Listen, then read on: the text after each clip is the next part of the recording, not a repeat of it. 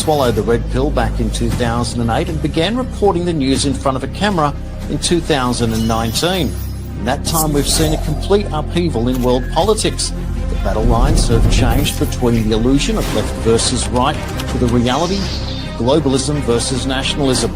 Despite all the information, the truth and the lies, there are two very distinct pathways emerging. Should we follow Labor and Liberal to a dystopic one-world government, or do we fight for our nationalism, unlock our hidden resources wealth and build a new Australia? With the world teetering on a knife's edge, should we solidify our relationship with the USA and become the 51st state? This is my mission statement here on Australian National Review, and I welcome you to Black Pill me as hard as you can as we determine our future together. This is the 51st state.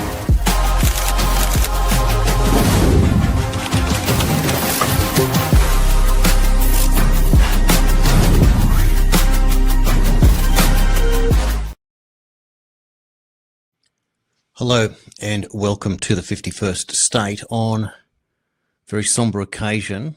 It's September 11 in the United States as America mourns, not just for that event that killed almost 2,500 people 24 years ago, but for one of its most favourite sons, at least on the side of the right of centre, if you will.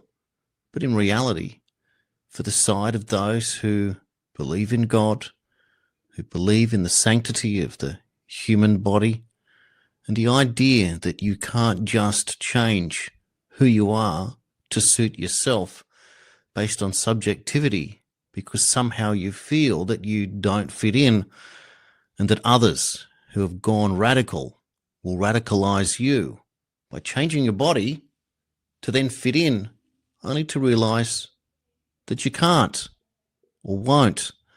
But this great doubling down and sticking to what you believe in, your own bias, if you will, can be and is your undoing. So in today's show, and probably for the first time on the 51st state, it's my show. We're not going to interview anybody. I'm going to talk to you, and we're going to put together some information as it is coming through to try and work out what happened yesterday with the murder of Charlie Kirk at Utah Valley University, where the police are at in hunting down the killer, whether or not other clandestine operations are involved or not, and how this can happen in the land of the free, home of the brave, and the reaction from those that didn't like Charlie Kirk's politics and have decided that that is good enough to hate on him and wish him harm. It's an impossible moment, but it is a bigger picture of what's really going on in this world. And it appears that it all comes from lack, the belief that you're missing out or that you don't have, but that you deserve to, and others that do have shouldn't, for whatever reason. When was it in our lifetimes that we believed that we were entitled to anything? When were you told as a child by your loving parents, son, daughter, child, it's the world's fault that we as a family don't have anything, and our job is to go to war with that system until it gives us what it has because we deserve to? That just doesn't make any sense whatsoever. I mean, why educate yourself? Why not just go straight to stone throwing school and that's it? Why not just go straight to jihad school, terrorism school, violence school, or whatever it is? It just doesn't make any sense. That's not how the system works. You are educated, or you're meant to be educated, maths, English, science, read, write, geography, history, imagine that. And from there, you decide on what vocation you want for yourself in order to make a contribution to society and be rewarded. Give and take. Not just take and not just give. It's got to be a bit of both. Charity is the process of contributing to give for those that, for whatever reason, don't have enough. And there are plenty of people for all sorts of reasons who have reasons why they can't contribute to society. In any society in the 20th century, 5% of people couldn't work, just incapable of doing it, whether it's a sickness, a disease, a mental health situation that at the time weren't allowed to recognise. It was the great taboo. And yet now in the 21st century, the numbers in Australia with the NDIS are staggering. 1 in 6 boys, some figures have been quoted as saying, are using the NDIS, an autism crisis that we still don't want to even work out why. It's just apparently it's a random thing. And how convenient is that as a random thing that you can claim victim status or any reason why you can't make a contribution, and then you have to go down the pathway of seeking help from the government, which is really you, the taxpayer, and your neighbours making a contribution to help you out. Now, there is absolutely no one in the world that doesn't want to help out a family with disabled children. What they want to do is work out why there are so many disabled children so that it can be less.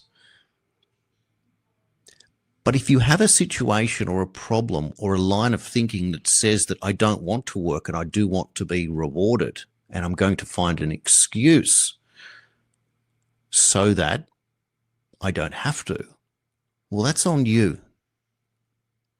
Nobody owes anyone anything, certainly not on an individual level, except for the courtesy of to live and let live. That's all. It is a really big world, even though it's getting smaller in the age of technology and transport. But there is more than enough room for all of us. There is more than enough room for cooperation. And there is more than enough for abundance, if only we could work out how and why. But there is also a thing called incentive. The ability to be encouraged to want to contribute further and in turn be rewarded. Now, human beings are most certainly flawed, and we have been probably somewhere between educated and indoctrinated to believe that we are the only intelligence species that we know of, surely, in the universe. But we aren't the only intelligent species even here on Earth. The Homo sapien is just one in a very long history that we still really don't know a whole lot about, and are certainly not encouraged to ask questions or to at least challenge the status quo and the orthodoxy. So how is it that we live in a system where the downward trajectory has been constant our entire lifetimes, and we are to believe that the government of the day, or governments plural, and their global quasi-government organisations like the United Nations and the WHO, and heaven forbid we mention them again, the World Economic Forum, for example, believe that they have the system. You'll own nothing and be happy. Here is a pandemic that we don't know where it came from, but we'll tell you we think it was natural, but we won't investigate to find out. And we reach a stalemate where the US government says it came from a lab, doesn't seem to go anywhere at the moment. The rest of the world wants to tell you that it came from a bat. And the most powerful authority in the world, Anthony Fauci, can still get away with it 5 years later. And Rand Paul after many attempts, is now trying to get him on for lying. That's it. For lying. Deleting an email. That's where we're at. So the legal system is really hard when you hold all the cards and you live in a system that wants to protect itself to be able to change things. And it's why we are so frustrated, because we don't see or perceive that we see the actual results and the real change. Because at the end of the day, the governments, in terms of actual numbers, are microscopic against the populations they're meant to represent, of which we know that they don't. But when it comes to the government and absolute power, we know that they work towards power, all about themselves. That is a failing of the system entirely. But people power, when it can do anything. And here's an example. Let's show you just briefly. In Nepal this week, and I'm not advocating for this type of violence at all, but I'm showing you what happens when people get frustrated. Here is the parliament up in smoke.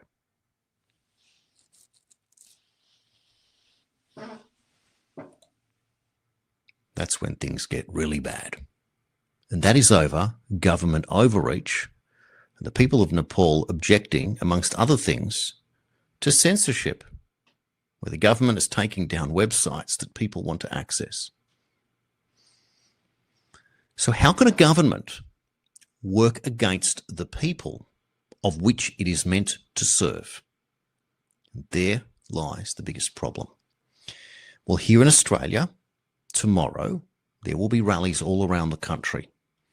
And I'm going to play for you now 2 separate clips that prepare us for the sentiment and the maturity of what's actually happening as we get past August 31 and the entire Thomas Sewell episode, where the powers that be tried to tarnish anyone attending as a Nazi. This narrative building nonsense.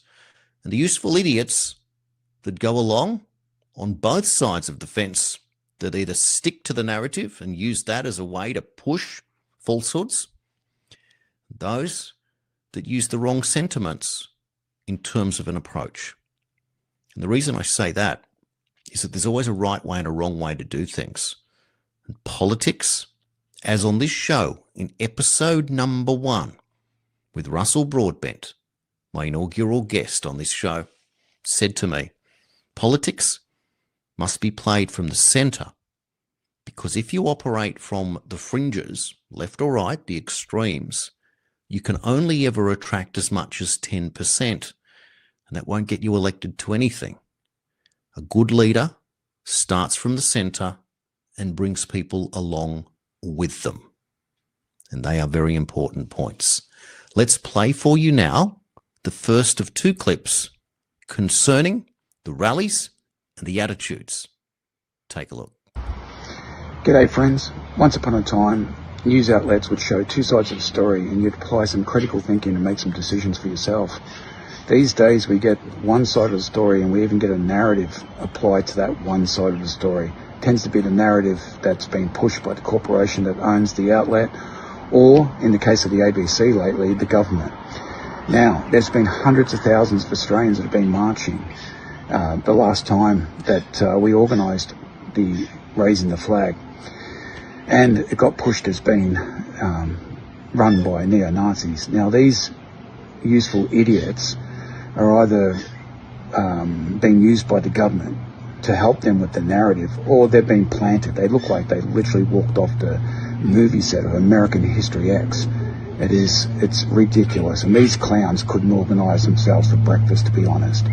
So this weekend coming, it's been organised by me. If other Australians are organising raising the flag, fantastic. Turn up with your Aussie flag, whether it's the blue or red ensign.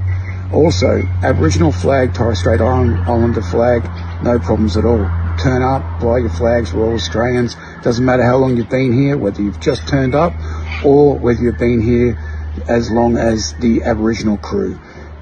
Come along, fly the flag for Australia. We've got to deal with government mass immigration, which is not helping the country at all, and we've got to deal with government corruption, which is not helping the country at all, and we need to deal with extreme overtaxation, which is not helping the economy at all.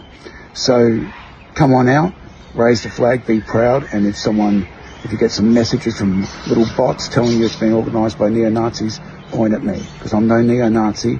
I'm an Australian war veteran, I'm a government whistleblower, and I am not going to sit back and watch my country be turned into an Orwellian dystopia, which seems to be the mission of the Australian Labor Party. See you out there. Be peaceful. Peace out. Terrific advice. And that's all it is. Being reasonable and sticking to your guns. No pun intended. But get out there at the rally. Stay safe. Numbers work. And remember, nothing is instant. It's not a light switch. It's a momentum building process. So let's now hear from Shallow Chow with this inspiring recollection and how he thinks it plays out.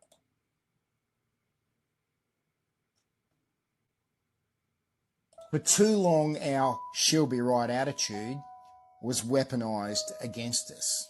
We didn't realise. We trusted you, we complied, we waved it off when it felt kind of wrong. And in return, we've been locked in our homes, we've been muzzled online, we've been priced out of our own cities, we can't run businesses, and we're told that we are no longer acceptable as who we are. And then we've been flooded with people and policies we never voted for because we don't really give a shit about politics either. But then they sold out the farm from underneath us. They sold out the suburbs and they sold out our kids' future, all while racking up $1 trillion in debt. This cultural revolution didn't start in anger. It started in heartbreak. This is an Australian cultural revolution. So it's not a revolution in the French sense. There won't be any guillotines or firing squads.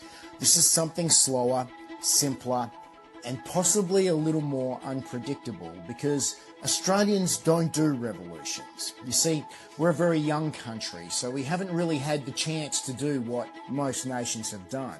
And most of us would rather be doing other shit instead. You see, we do Barbies and banter and long weekends, and we love our kids and our sport. We love our mates and our quiet freedoms. But you know, something has snapped. And what started as a whisper has become a movement. And while now it cannot be stopped, it has its own momentum. It is the sound of a youthful nation waking up and realising that it has been fucked. And your quiet Australians, from boomers to bubs, well, they're pretty pissed, to our Indian, Islamic and multicultural members of this country. You're here already, so you get to watch it. You don't get to shape it. This is not about you. It's about us and our people and what we want to be. Don't take that personally. This is an Australian moment, and we are deciding who we are without being told or guilt-tripped anymore. That's not going to work. Right now we need your humility, not hostility. Respect, not resentment. You can be part of this for us, but you cannot control it. Attacking us, mocking our leaders, the people we hold up on pedestals, or demanding that we stay silent while you find offence will only widen the divide. You see, we kind of liked our country the way it was, and, well, frankly, we're done pretending that we didn't. So, ladies and gentlemen, buckle up. This cultural revolution doesn't need permission, and clearly it will be not asking for anyone's either. we're speaking up. There won't be any foreign flags at our cultural revolution, and we don't care what the political weaklings, foreign interests or lefties think about it or us. This is an Australian moment that needs to be had. It is overdue, and just like the greatest Aussie moments, things like the charge at Beersheba, the Anzacs at Gallipoli, the type of football we play, the things we celebrate, it's not meant to be normal. It's Australian, and it's going to be fascinating. It might be a little scary, but it will be our way of doing things. Because when Aussies have a blue, we throw fists and then we tend to have a beer together later. That's who we are. That's what our culture does. So don't try to stop what's unfolding here. If you're one of us, lean into it. Have a laugh. Enjoy the little bit of chaos, but don't try to mess with it. You'll only make it worse for yourselves. Sit back. Watch Australia have its cultural revolution. Our own growing pains. Our moment to sort our house out so we can get back to normal. Keep your opinions on us to yourself and let us do what needs to be done. Because, well, calling us racists is just kind of funny at this point because we know that's you being used like a puppet by the uniparty government that hates all of us. Hopefully we'll see you at the next March for Australia event. Bring the family. There won't be any NSN. We've dealt with that. We proved we can and we will again. The next one's going to be biblical. An Australian revolution. Our people. Our time. It's time for us to do this, Australia. I'll see you at the next March for Australia. Australian National Review is Australia's first real free and independent press. One with no editorial control by the elite, but a publication that can generate critical thinkers and critical debate, and hold those spreading mistruths and deliberate propaganda in mainstream media to account. News with a difference that will be educational, compelling, and create a platform for political and social change in this country, and address the real issues facing this country and the world. There you go. Shallow Chow. Inspiring, one of the hardest workers and one of the organisers. And he hopes, as we all do, to see you at the rallies on Saturday. Hopefully the weather will be fine because I know where I am, we're done with the rain. Enough already. Now, we saw this clip pop up today. It's a little bit frustrating, a little bit telling.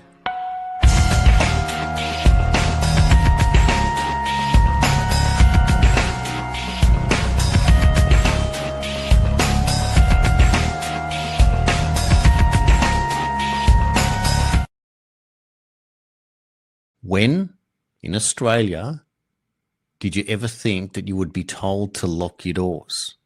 When did we become South Africa? What kind of Australia do we want that somehow the slippery slope, as I said earlier, is that downward trajectory? If we didn't need to lock our doors in the past, are we just being naive when we think that the world is just naturally going to get worse because it's getting older and that's what we tolerate? Or are we importing our problems? That's why we're going to the rallies on Saturday. So a little bit about A&R you just learnt there in that short promo, that this is a platform for people like myself and several others now who can have entire individual editorial control over what we put together responsibly. And this is independent media learning how to become professional to compete against the mainstream. In other words, we're the disruptors, like in many other industries. Like Uber took on the taxis and all the other things that have come since. And it changes how we work. And third-party politics is effectively the disruptors of the political movement, which of course it is. However, when you're competing at that level against absolute power with all the resources at their fingertips and the ability to tax you out of existence if they wanted to, even though it might become unpopular, but as Shallow Charles had said there, the uni-party, if both parties in power in a two-party Westminster system want that, it becomes Sophie's or Hobson's choice, no choice at all. You're stuck with it. And that is why Senate parties, as I like to call them now, not third parties, exist. And the reason that they're Senate parties is that the system uses proportional representation as opposed to a preferential system of voting to decide on one winner for a particular electorate. The Senate is allocated based on proportion. So if there are 80 seats in the Senate and you get 1% of the vote, you don't quite get enough to get one seat. But if you get 10% of the vote, technically you should get 8 seats. And of course they are divided into different states, etc. So with a handful of votes, maybe 5%, 6%, 7%, and the preferences that you pick up still in the Senate, because there are more parties than there are seats. And if you vote for a party and someone votes for another party and they both don't qualify, you can aggregate those through your preference structure if you don't want to support the main. And that is when the system works properly. But one of the simplest ways to do it is to not leak preferential votes, is to aggregate Senate parties, and they themselves should be ranked one way or another in terms of the general public based on longevity, success, ideas, policies, professionalism, etc. That's why many of us are encouraging you to join a political party. And this platform, before the last election, happened to endorse one particular candidate, the then Senator Gerard Rennick from the People First Party, formerly of the LNP, Liberal National Party in Queensland, who he had to leave when he was demoted on the Senate ballot from second to third for no other reason than he bucked the system, effectively demonstrating that the Liberals were part of a uni party, bucking the system based on what he learnt and knew about COVID, jabs, climate change, and all the sacred cows that the system of uniparty wants. And that's what this show is about, defining the difference between the globalists, which is what the uniparty is serving, and the nationalists that are saying, hang on a second, we'd like to have the right to self-determination. That's all. And we talked about that in depth on this show with John Eastman recently. And there are many other experts that have joined me, this being already episode 33 of this series. And we also set out, importantly, to talk about innovation. Because whilst we are at the collapse of what is coming, one way or another, and we'll get into that in a moment, we need to know what happens on the other side. If entitlement is eradicated and people realise that they were hoodwinked and misled, and realise that it really is about contribution to a better society and in the process productivity, which leads to reward, what reward do we want in a world where scarcity, meaning that there is more needs and wants than there are resources, that we go to abundance, that we have more than we could ever need, which with effective management means you don't have any waste. And as we move into the world of artificial intelligence, where do we go next?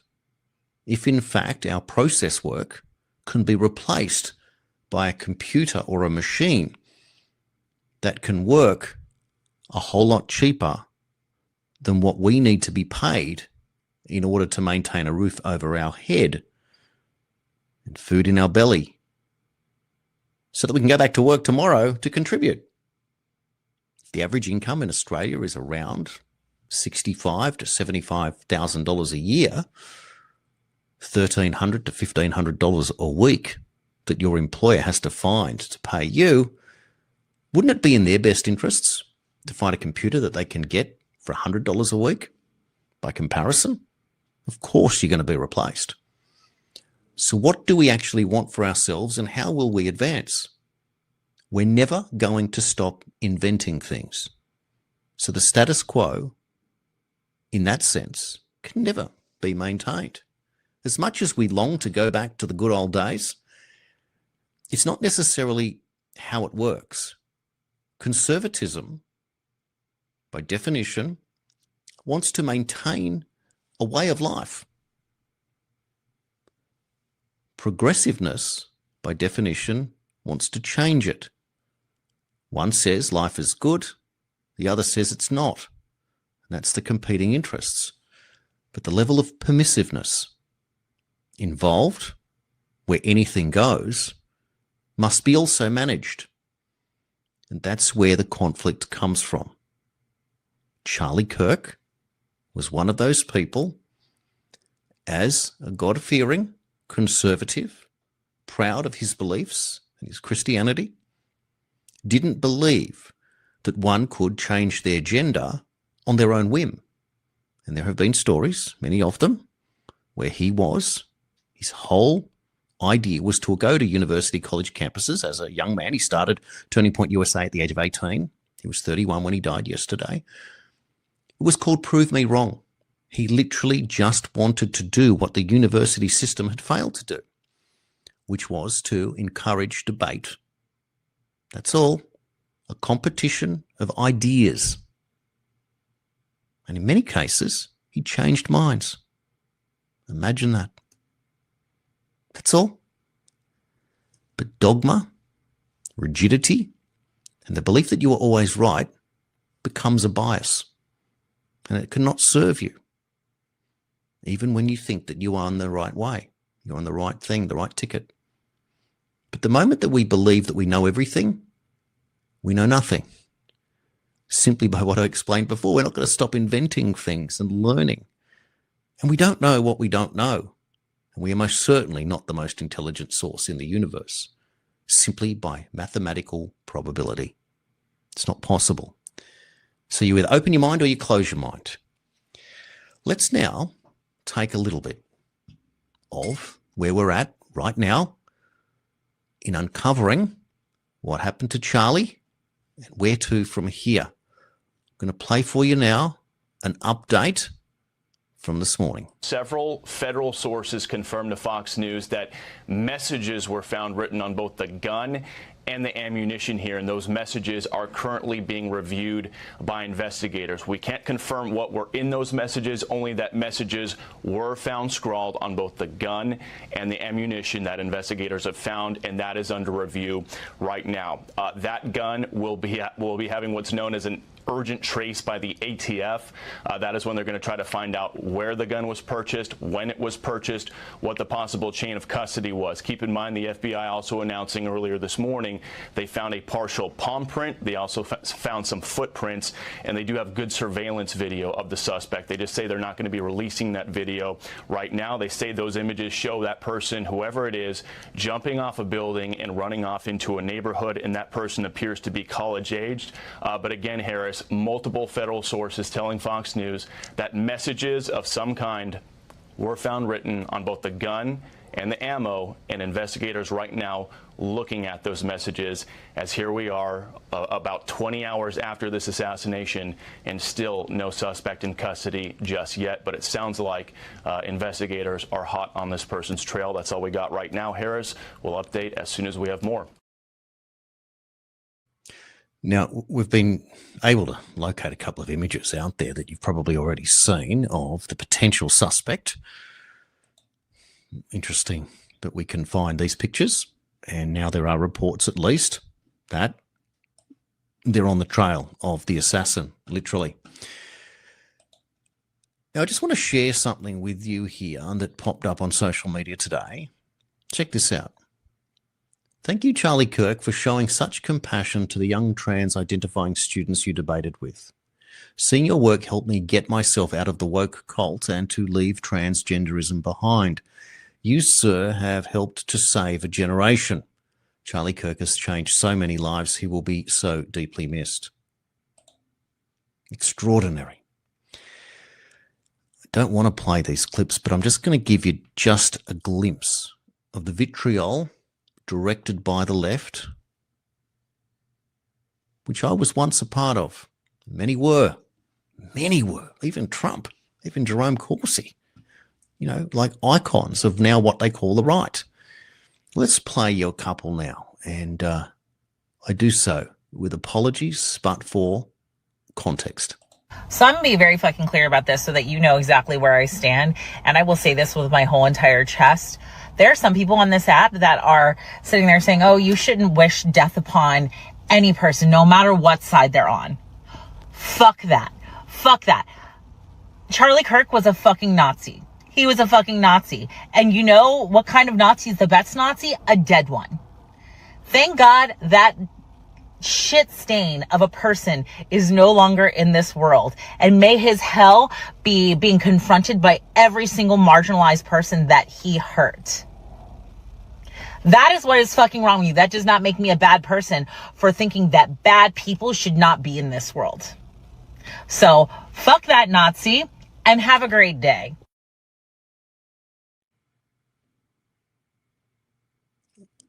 Speechless. Meanwhile, those of the left had this to deal with today. Says this afternoon there was a bomb threat to the DNC HQ that was determined to not be credible by the U.S. Capitol Police. Out of an abundance of caution, Capitol Police is conducting an interior sweep of the building. As DNC Chairman Ken Martin has said, political violence in every form has no place in our country. We are grateful to the U.S. Capitol Police and DNC building security for responding quickly. A hoax. Are they playing victim? Which they're good at. I mean, that's the business model. And I know that there are good people on all sides of politics.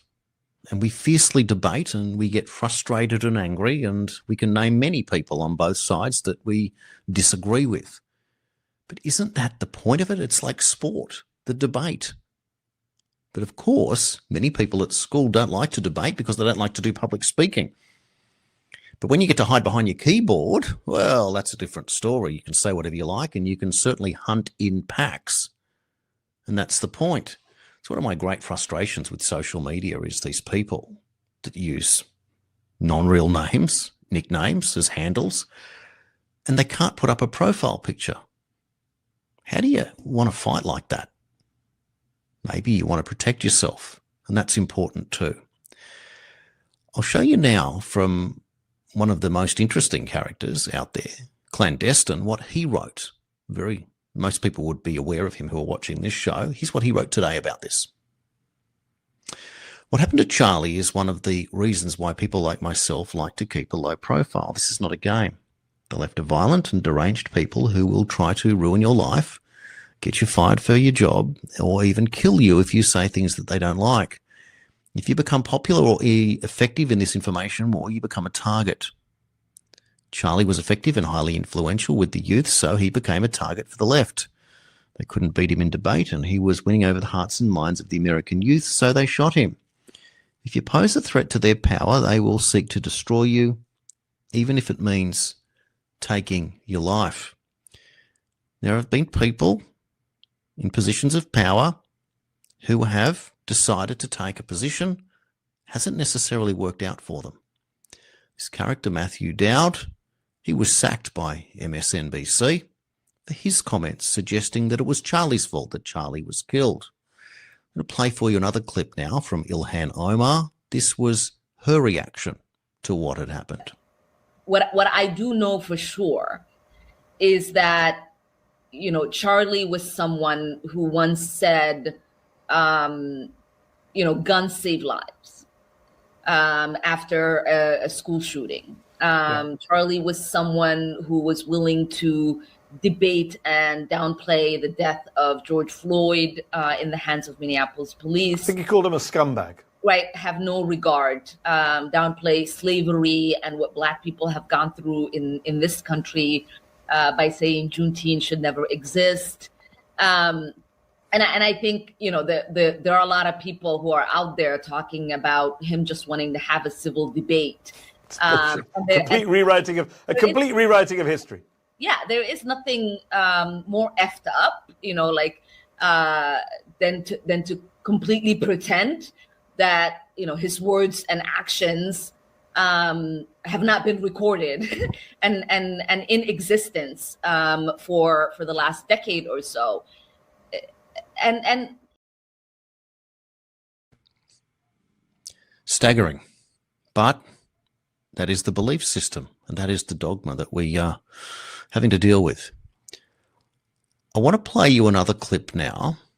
This is from Patrick Bet-David, who reports in real time what happened to Charlie.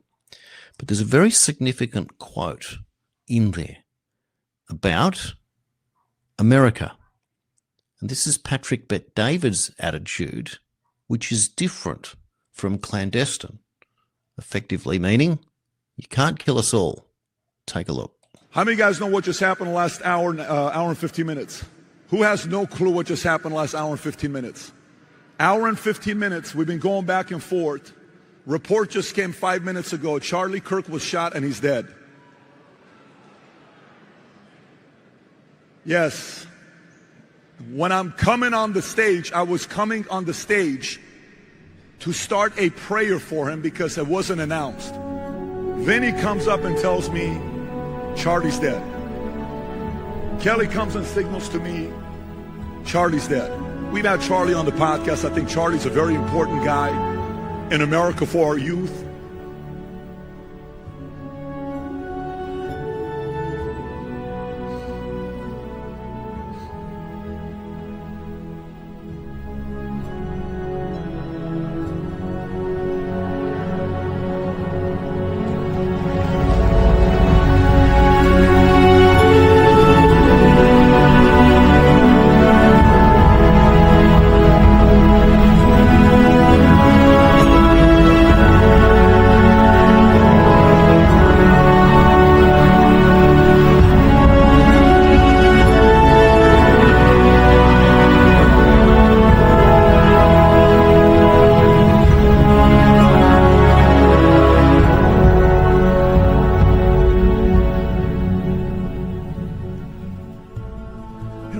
I mentioned his name yesterday. Do you remember? Yesterday I said Dylan was watching his debates the other day on his own. And a story like this takes place. We're in the back, I'm like, you gotta be kidding me for a story like this. Beautiful family. By the way, forget about political differences. Some of you guys may not like the guy. Some of you guys may like him. But an event like this, you look at the top 15 things that are trending right now on X. Look at them. The last thing we need is things like this to raise the temperature. Breaks my heart. Young man, 31 years old, family. And when you see events like this, you know what it does? Many people react in a place of fear. Security's in the back. Do you want to hit the stage? Of course I'm going to hit the stage. What do you mean? Dude, this is not how we roll. You think America accidentally became the greatest country in the world? You think this happened because we didn't have courage? You think this happened because we didn't have to fight? You think this happened because the leaders, the founding fathers, were scared? No. We're the luckiest people alive. But in moments like this, we can either get our temperature to go high, lose our cool, react accordingly, or we can calm the nerves down, become examples and leaders. Simultaneously staying tough, calling out the truth, and being willing to fight for this guy who's been pouring into what he believes in. All Charlie did is he loved America. So if you don't mind, with your permission, I would like to bring Tom up to give a prayer before we finish this session. Is that okay with you?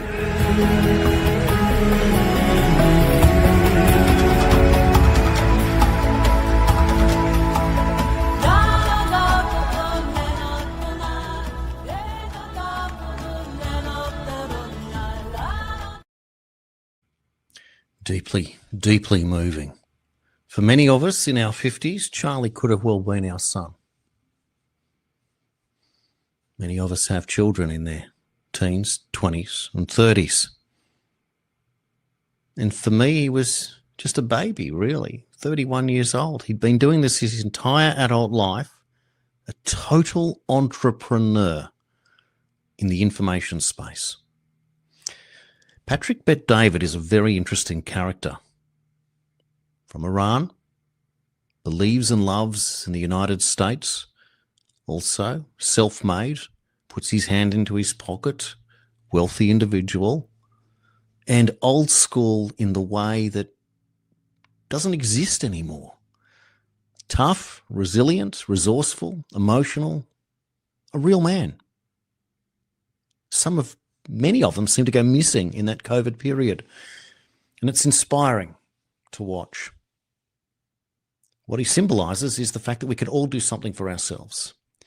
Now, here at ANR, this show, as do many others, happen because of some support and innovation. And I'm going to play for you now a commercial related to ANR, our sponsor. And it's really interesting. And when we come back, I'm going to talk about it briefly. And then I'm going to go to another very interesting event that happened this week where former Prime Minister John Howard appeared on Sky News, and he had some very interesting perspectives. And now I know there are many people that want to throw darts at their computer screen right now. Did he say John Howard? Yeah, I did. And I'll explain it all in a moment, because we're talking about politics on the 51st state, and channel51.com.au is my channel, and politics is all about 51% always beats 49%. And that's the reason we're going to get into that. Let me play you now a clip. Have a look at this. I'll tell you a little bit about it right after.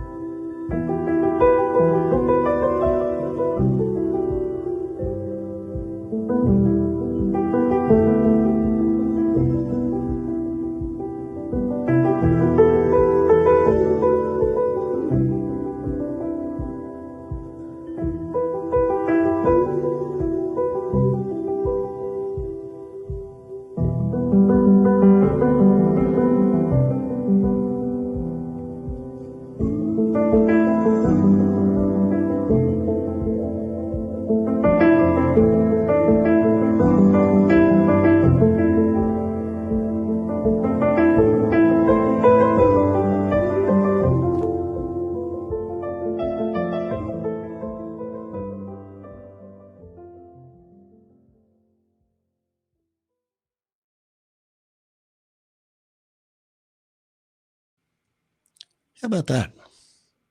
So what you just saw there was a 3D animated rendering of a 3-bedroom villa that comes with 3 bathrooms and a swimming pool in Bali. And they're available in Lombok and Seminyak. And you can buy them.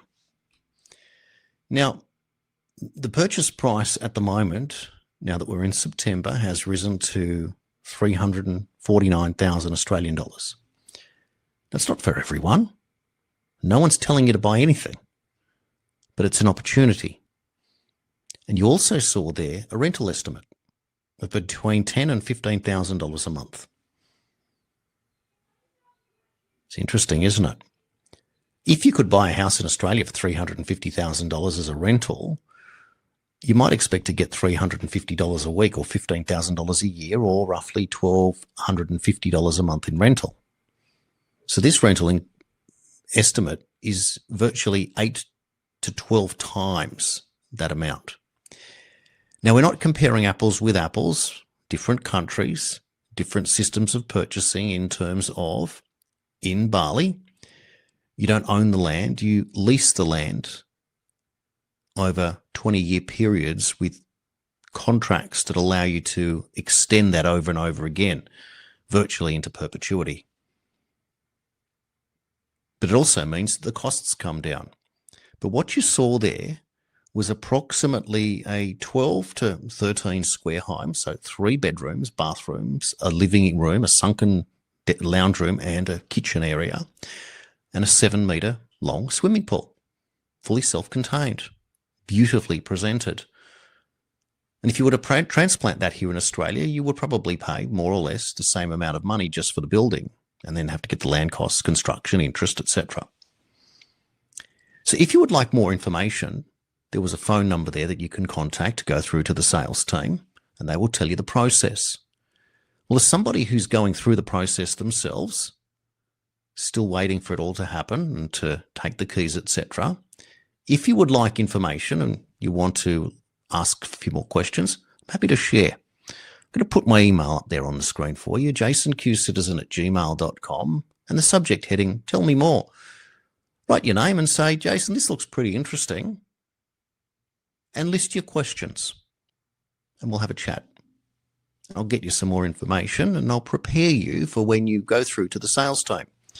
Now, I'm aware that more than 100 properties have been sold and are under construction. Some people have taken the keys, and I know that they're busy.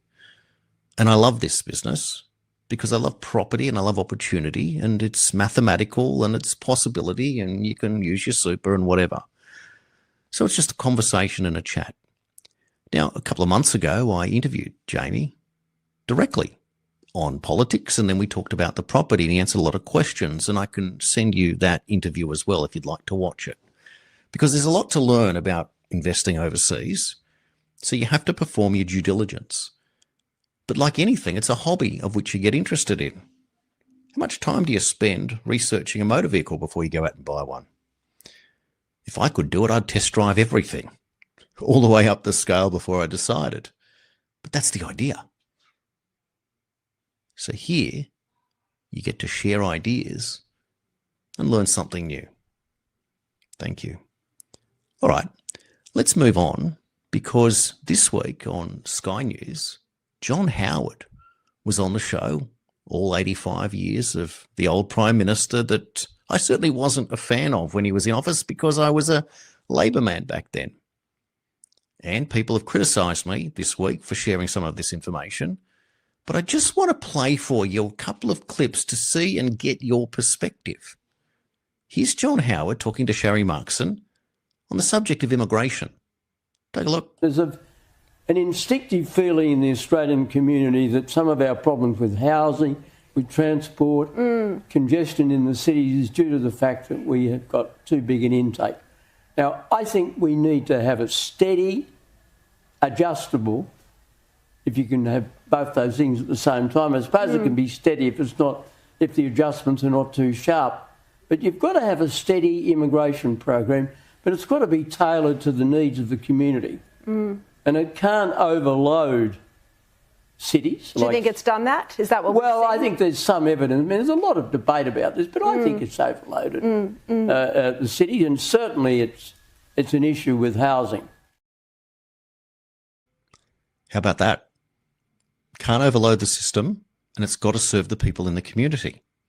So what's the system currently doing? We all feel the overloading, and that's simply demonstrated by the fact that the price of property and rentals are so expensive, and people lining up in the scores to try and land a rental property anywhere. It's been a long time since we've had oversupply here in this country, at least 20 years. And it's only getting worse when you pour fuel on the fire. So say what you like about Howard and his history, but what he said makes sense. And whilst you know what you know, other people don't. We all know through the COVID period, with our own families, the resistance and the Great Brick Wall. Now, at the recent summit that ANR hosted in Queensland, I got to talk to Steve Kirk, tech billionaire, and I asked him about artificial intelligence. And I said, what's the difference, amongst other things, that you notice? And he says, well, when you talk to a human being and they disagree with you, he says, the shutters come down. They literally go glaze eyes and they stop listening. But with artificial intelligence, you can literally argue with it, debate with it. And if the facts that you present outplay the facts that Grok or ChatGPT or one of the others represents, it will adjust what it knows. Isn't that an interesting perspective? Here's John Howard now talking about net zero. If there's a difference of opinion on net zero, let us resolve it quickly. Do you have a view on what it should be? Oh, I've become a climate change agnostic. and I don't normally use that word except in a religious context, and I'm certainly not an agnostic religiously, but I am on climate change very agnostic. And I think the world is making a mistake by sort of going overboard about climate change, but that is a very big, broad issue. When you say agnostic in the sense of climate change, what do you mean by that? Just final question. No, what I mean by that is that I'm not persuaded that the world will come to an end if we don't reduce carbon emissions in a radical way. Yeah. So abandon net zero, the 2050 Well, that targets. means that I'm doubtful that net zero is worth the price we're paying for it. That's my view. But I'm a former. I'm a has-been. Very candid. I don't think it's worth the price that we're paying for it. I'm an agnostic. So, think about all the people that you've debated with over climate change and its merits, or the jab, for example, and how many people have you persuaded? We saw early an acknowledgement of Charlie Kirk and the persuasion that he changed a young person's life and got them out of the woke movement and the trans movement, where they felt like they needed to change themselves in order to improve their lives to effectively catch up to everyone else. Charlie Kirk had 5 million followers on Facebook alone, millions more on other platforms, and had Turning Point USA. John Howard was Prime Minister of the country for 11 years. So in order to do that, he had to have at least 35 to 45% of the nation's support one way or another. Millions of people. We here at ANR are dealing with thousands of people by comparison. And thank you for your support. I wonder how many minds I've changed, if any.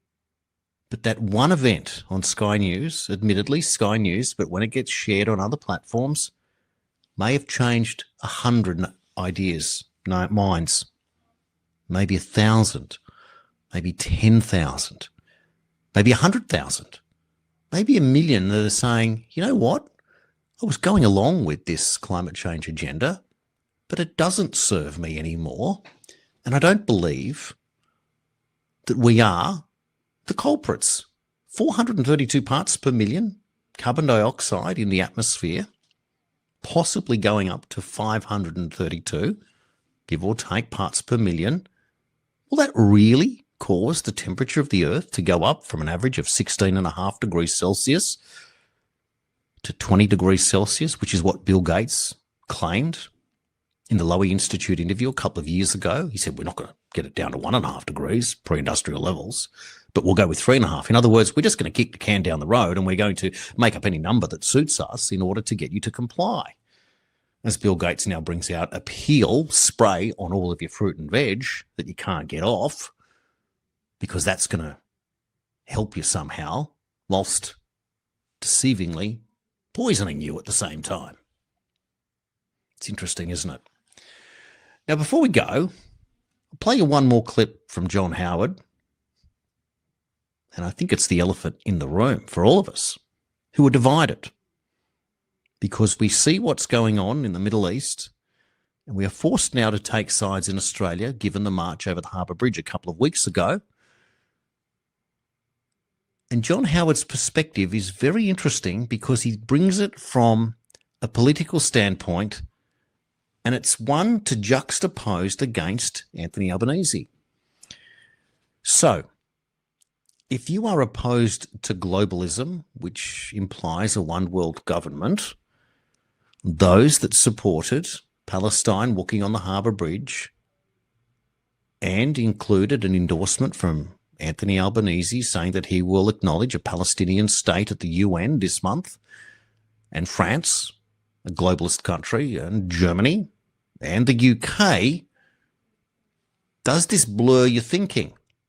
And therefore, can you divide this subject 51-49, and how will it play out? Take a look.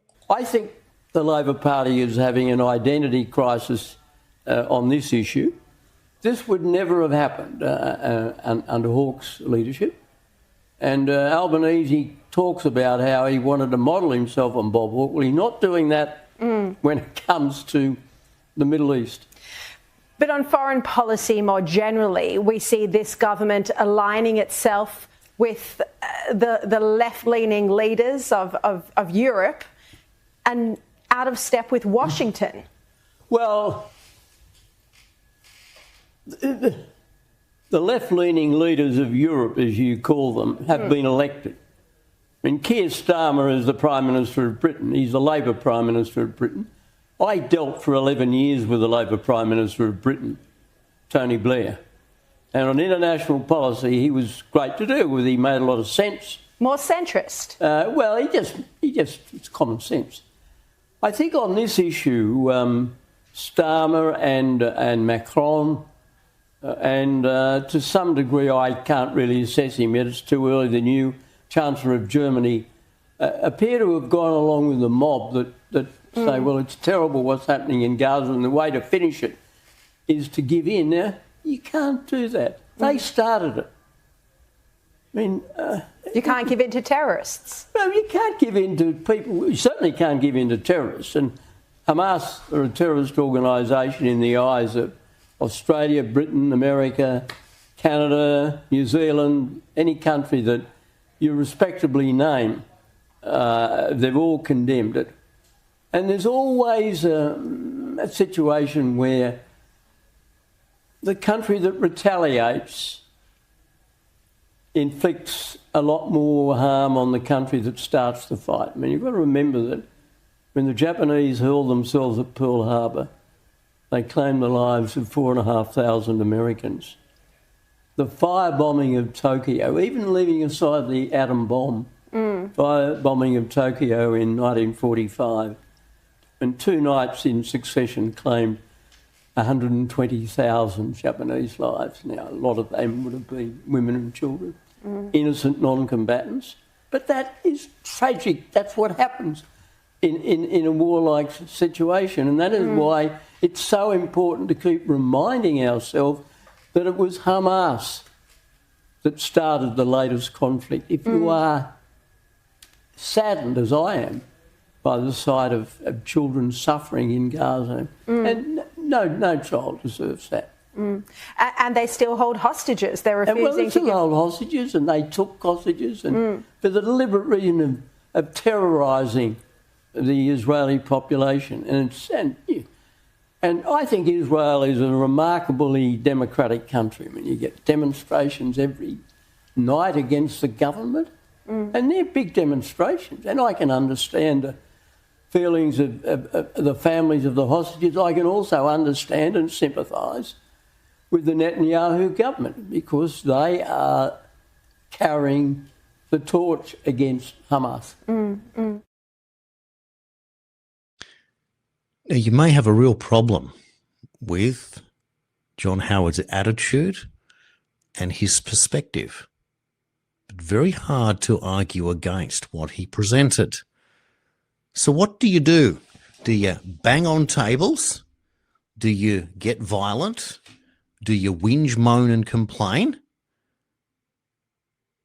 and become a victim and entitled and scream at the clouds and blame this and blame that? And you can say Israel opened the door and let Hamas in on October 7. But they walked in the front door, didn't they?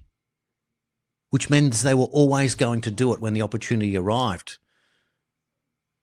So what does that say when you talk about terrorism? Is that acceptable on any level? Well, you might be able to get the planet to agree at 51% and then we move into a terrorist Earth, or you realise that that'll never happen. So in order to change the minds, we need to get better at what we're doing if we're going to want to change the attitude of somebody like John Howard, who is retired, or has been, as he explained himself, but he provides a prevailing viewpoint that has already made changes in the Liberal Party this week when they dumped Jacinta Price. Not that he endorsed, but he forced them to make a decision, to actually take action. And that decision to take out Jacinta Price will backfire on Susan Lee and Alex Hawke, who are uni-party stalwarts. And Alex Hawke has great motivation to play the way that he did in his electorate out there in Castle Hill in northwestern Sydney. And it will backfire. And Alex Hawke will never be Prime Minister, ever. But he fancies himself. But Jacinta Price potentially could be if she gets a lower house seat. She'll be an effective foreign minister one day, an effective leader. One hopes that maybe she'll go back to the Nationals, but she's clearly playing knowing that the Liberals will hold the balance of power over the Nats, and the Prime Minister will come from the Liberal Party in that coalition. But I also hope one day that the Senate parties will eventually be able to join in that way and affect change. And it comes from you, those that want to become members of a particular political party, and that's why we encourage you to do so. It's not just that you're going to go and work for a party and everyone's going to go vote for them. What happens is political parties have members, and those members, the rank and file, have a say in who gets elected or pre-selected in a particular lower house seat in their local branch structure. I find that fascinating, because what's fascinating is that the membership numbers are much, much lower than you would think. Tens of thousands only, not hundreds of thousands. So the freedom movement based in Canberra was anywhere between 500,000 and 1 million people. If everyone who attended Canberra actually signed up and joined a political party or parties, within months, not years, those political parties would change in the direction of the beliefs of the people in Canberra simply by being politically active. Just as you are complaining right now that there are too many people coming to our shores and creating an economy that is too hard to operate, which is why everyone's going to a rally tomorrow, suddenly realise that that same people power, feet on the ground coming into the country, as Shallow Chow aptly said, it's not your fight, it's ours, can proactively move to the next level. But they don't, for whatever reason. To join a political party like Gerard Rennick's People First Party.au, I think is the URL, $50. Become a member. And this month in September, I know that Senator Rennick, former Senator Rennick, will be in New South Wales doing a tour. So you pay your money, $50 to become a member, which is what you have to do. You have to resign membership of any other party. That's how it works with political parties. You can only be a member of one party. And you go along to a branch meeting, the first, for example. And if you like, you can become a branch president or just become a rank and file member and have a say in how that party directs. You have a say. It's not a dictatorship, it's democracy. And Howard very beautifully explained how, even though Shari didn't like the globalist leaders of these countries, he said, but they are elected, acknowledging the system that we are in. And in this so-called sovereign citizen crisis, that people don't respect the fact that the law, the Constitution may have been breached, that's another process. It's not a light switch. And we've been fighting this now for 10 years, more or less. We haven't made much ground, so we need to organise. That's important. Earlier, Patrick Bet-David said, do you think America became the greatest country in the world by accident? Do you think Australia lost its status as the lucky country by accident? Australia is built on the people, the convicts. We all came here. I also find it staggering that the same people that support The Voice support immigration equally. On stolen land, of course. How does that work? Hypocrisy needs to be unwound as we fight on. Good luck tomorrow. See you all at the rallies. Get out there in the sunshine. Be proud that you are making a contribution and an effort. Talk to your friends and neighbours. Look up at the sky and realise that you were born for this exact moment. Thank you for watching The 51st State with me, Jason Olbourne. on the platform of ANR.news. Check out the other pages at ANR Headlines, if you like, also on X. And please comment, like, share, all of the things that you need to do on social media to break that algorithm once and for all. I will see you all on the next show. Thank you.